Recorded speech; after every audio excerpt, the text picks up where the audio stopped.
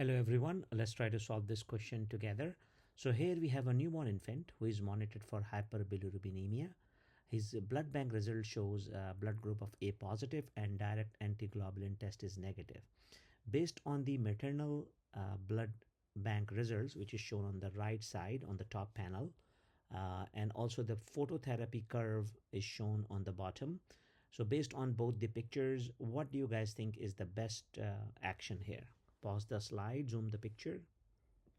Okay, the correct response here is continue to monitor bilirubin. Now let's see why the other answers are not the correct responses. So first, intensive phototherapy. So what is intensive phototherapy?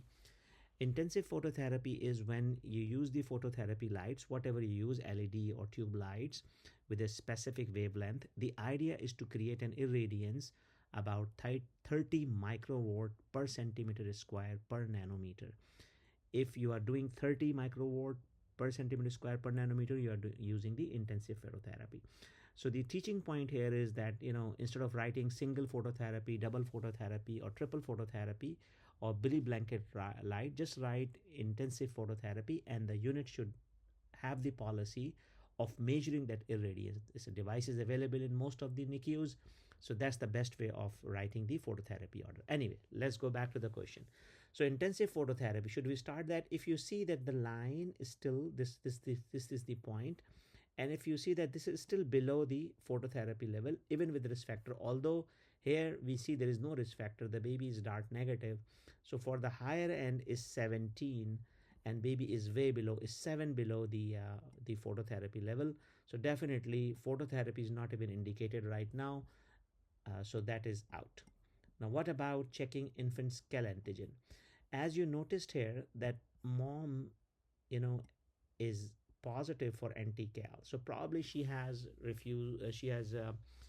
received a transfusion, or she has some Ant-Kell antibodies due to whatever reason, or previous pregnancy. But this baby is DAT negative, which means that this baby does not have Kel antigen.